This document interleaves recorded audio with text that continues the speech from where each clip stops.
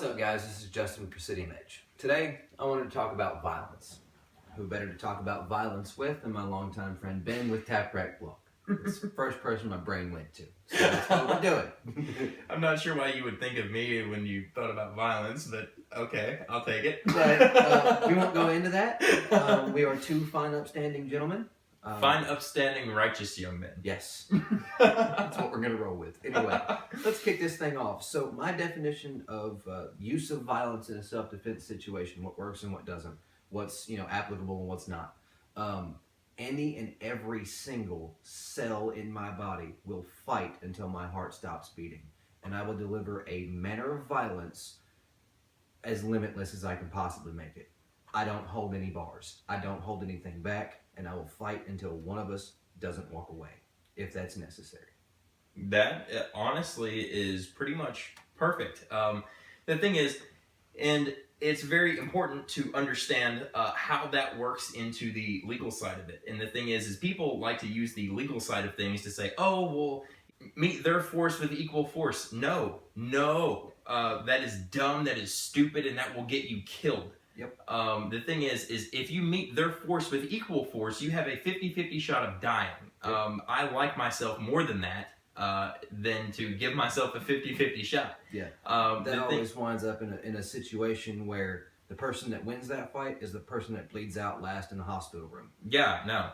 I don't want to do that. No. Honestly, the bad guy gets to pick when the fight starts and when the fight stops. Yes. And the thing is he can either stop before he dies or he can stop when he dies, and that is completely up to him. But when the bad guy decides that the fight is on, you need to fight to win, and you need to get as violent as you possibly can. And for you politically correct gun owners, that is called the use of force, which is actually called the use of violence.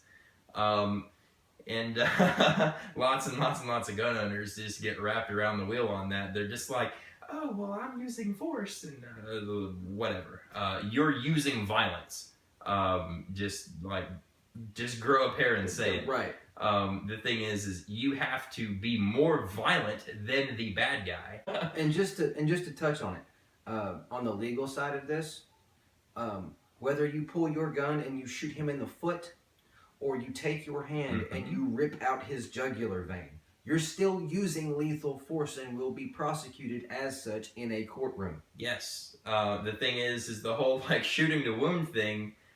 People are just like, oh, well, we can shoot kneecaps and elbows and thumbs and whatnot. No. Your gun is always deadly physical force. In that window of when he chooses to fight, you have to be more violent than he is.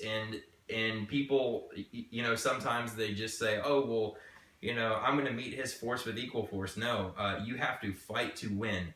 You need to force your enemy into an unsolvable situation and apply pressure until he stops fighting. By pressure, I mean apply violence.